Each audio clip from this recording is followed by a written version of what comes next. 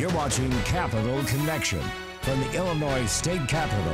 Welcome back. In just a few days, Governor Pritzker will be giving his annual budget address. And joining us now to talk about the current fiscal state of the state is Comptroller Susana Mendoza. Thank you so much for joining us. Pleasure to be here, Cole. So right now, I know you've been very positive about the state's financial situation, string of budgets that have seen an increase in spending, but also we've seen some investments in rainy day fund and everything that you really like to talk about. But right now, a little bit shakier ground this year. Governor's people even projecting a potential deficit for the coming fiscal year after a surplus of this year. And I wonder, just what's your take on the current financial stability of Illinois? So we're in good shape, although we have to be cautious, right? So cautiously optimistic is how I would frame it. I'm really looking forward to seeing a budget that, believe it or not, is much like the ones before, which means they're balanced and they don't go crazy on spending, right? So what we want to do is make sure that every dollar of taxpayer money that we're utilizing for a spending initiative is in a program that gives a good return on investment. And I think the legislature and the governor have done a pretty good job over the last few years of making sure that we're living within our means, that we're addressing critical services like healthcare, human services, education, job creation, economic development programs, right? Those are all programs that are worthy of taxpayer investments because we're getting a return on those investments. Higher education is another example. And so early education is another bucket, right, where we did see some additional spending last year, but those are dollars that absolutely have an incredible return on investment for taxpayers. So in this year's budget, I'd love to see the governor once again introduce a balanced budget, most importantly for the legislature and the governor to come together and actually pass a balanced budget, and very importantly, continue this methodology now of religiously saving for a rainy day. If we do have better than expected revenues, which right now this is still, kind of like iffy, any new dollars should be prioritized, in my opinion, towards saving for a rainy day and further stabilizing our pensions. Those are things that I think not only would I love to see as controller to continue the fiscal discipline that we've gotten used to doing now for 4 or 5 years in a row, but more importantly, the credit rating agencies are watching as well, and we want to make sure that Illinois continues racking up additional credit upgrades. Last week on the show, I had Representative Cam Buckner talking about the COVID money that the federal government has, been sending out and how that's drying up now. Yep. With those, even a potential deficit, possibly on the horizon. That this is where Illinois proves it's not a fluke, the financial stability. And when we talk about credit ratings agencies, is that true? Does that stand true that, now more than ever is when they're really going to be looking at how the state manages in these situations? Oh, for sure. And I would just say that the truth of the matter is that COVID money ran out a long time ago. So we have not been operating with COVID funds for well over a year, and we have been doing beautifully. We just received our 9th credit upgrade in November. Again, the first upgrades in over 20 years. And so the credit rating agencies have acknowledged that the stability and predictability that the Comptroller's Office has delivered for the people of Illinois' finances is one that is stable and predictable, and it's been continuous now year after year after year. So there's nothing that makes me believe that if we continue down this practice of saving for a rainy day, of putting more money towards our pension obligations, and of not overspending our means, living within our means, tightening our belts, right, when we see that the horizon isn't as rosy it was in years past. That's the formula to this success, and it's easy to continue as long as we stay fiscally disciplined. There has been this ongoing conversation for much of the fall and much of the winter here about if the state or how much the state should put towards helping Chicago and other cities around it deal with the influx of migrants that have come into the city. You mentioned all those services that the state can invest in and have that return on investment. Those are a lot of the same things that are needed in some of these situations in Chicago. What's your opinion on that? Should the state consider a supplemental when talking about those key issues, those issues facing the city? Well, this is an issue that's not just facing the city. So I know that the governor and the legislature want to be helpful to the city of Chicago dealing with this absolute crisis that is in fact a crisis, right? No one wants to see a small child freezing to death in the city of Chicago or in a suburb of the state of Illinois. So this is a problem. It is a very costly problem. It's important that we track how these dollars are being spent. But the reality of it is that the governor and the legislature, I'm sure, will be working with the city of Chicago and other mayors, not just in the city again, but other mayors. Chicago's going to have to dip into their own pot of money and not fully rely on the state. The state's going to have to do what it can to help some of these other mayors in surrounding suburbs be able to deal with this situation. And the legislature and the governor will have to figure out what those numbers look like. But at the end of the day, I think all of us are in agreement. Whether you're a Democrat or a Republican, really, if you're an Illinoisan, you should be in agreement that the federal government needs to do its job and actually deliver federal funds for a problem that is a federal issue that now states are dealing with across America. We'll be back with more of our interview with Comptroller Susana Mendoza after this break.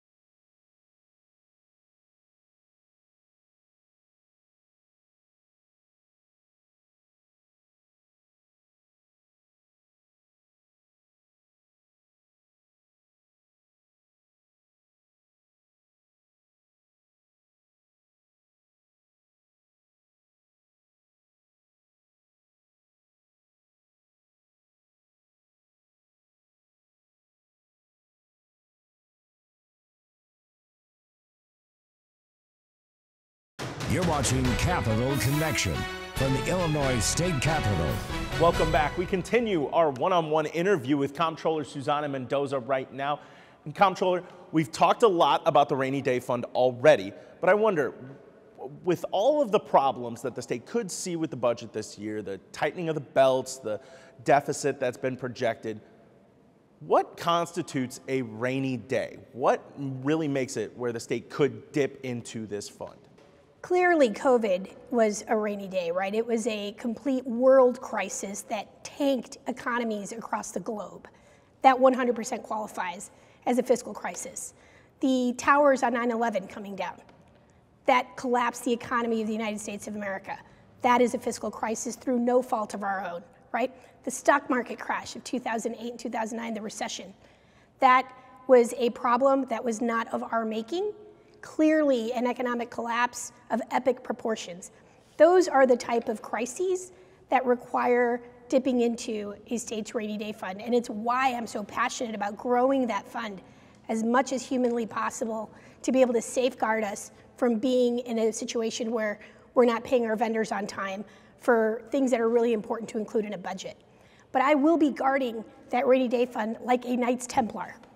And we should not be looking at that as just a piggy bank that we can break to go spend money.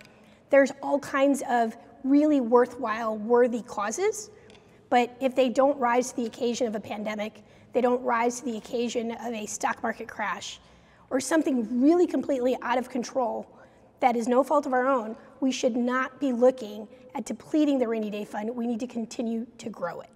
And in that way of growing it, you mentioned any unexpected revenues in the way. Anything we should be looking at? I know in the past you've passed some measures that kind of incentivized your office in certain ways to continue to meet their deadlines by putting more money into that rainy day fund. Anything like that that you're trying to get through this year? Very excited to once again introduce legislation that actually even increases the amount of savings that we would be looking to have in our rainy day fund. Our original proposal had is 7%. We are looking to up that to 10% of a budget eventually in savings for a rainy day. And once we hit that 10% goal, we would no longer be immediately putting money into the rainy day fund, but instead diverting the money that would go into the rainy day fund and pension stabilization into a full payment towards pension stabilization. So right now our legislation asks for a 50-50 split of new revenues, 1% of new revenues going into rainy day fund. So 50% of it into rainy day fund and 50% of that 1% into pension stabilization. When we hit our 10% marker in savings, all 1% of it would go towards pension stabilization. And every time we can pay an additional payment on our pensions, that's like you making an additional payment on your mortgage. It's going to save thousands of dollars for you at home, billions of dollars for us as taxpayers as a state. So this is smart fiscal discipline at work. We need to continue it and not get derailed. So now, once the governor gives his budget address, that's really when those budget negotiations really kick off there for the rest of the year. And I wonder when, clearly you'll be in conversations with the governor's office and the leadership, but there are going to be plenty of lawmakers making their pitches. We've already seen some in the past few weeks, another child tax credit proposal here in Illinois. Some proposals that would cost a lot of money. In this kind of year with the current fiscal climate that Illinois is facing, what is your advice to lawmakers when they're considering their own projects? So I would urge fiscal discipline. We need to be fiscally responsible. I know there are many worthy projects out there, but the reality of it is that while I have nothing but the utmost respect for our legislators, many of our legislators don't know what it's like to serve in bad times. They've only recently served when we've had budget surpluses, when we've had stable payment cycles. They have no concept of what it was like to serve in this dome under a budget impasse situation where we were one notch above junk bond status 13 credit ratings ago, right? And so I think the perspective and the experience, the lived experience that I bring, having navigated our state through a fiscal crisis of epic proportions and having done so with such great results, I hope gives me some credibility with the legislature that when I say we have to be responsible, you don't know what it's like to have been where we were just 7 years ago. And I have to do everything I can within my power to speak truth to what this power is and get the legislature to understand that we have to work hard to never go back again. We have to keep our eye on the future of Illinois, on growing Illinois, on making Illinois an attractive place to do business, where people can come, set up shop, know that they're going to be paid faster than the private sector, know that Illinois is not overspending its means, know that we are serious about you as a business owner coming here, setting up shop, bringing your family, growing your family, setting those roots, growing your family and growing your business and growing your wealth. That's the kind of promise that our state can deliver for people if we stay on the path of fiscal discipline. All right. Well, Comptroller Susana Mendoza, thank you so much for joining us. Thanks for having me. All right. We'll be right back.